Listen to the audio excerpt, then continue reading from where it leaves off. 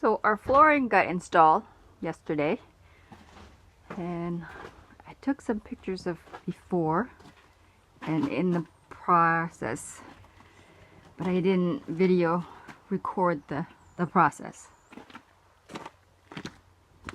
Let's go around to the front. You can see the insulation that we put in.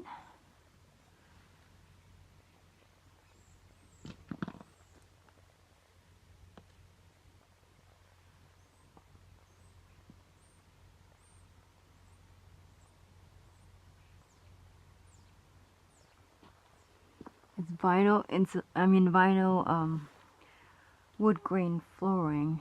It looks almost like hardwood, but it's a lot easier to take care of because it's vinyl.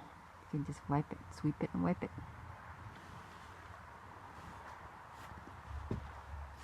And there's a section of bed platform, and up there we will put in upper cabinets in the back and top cabinets up here.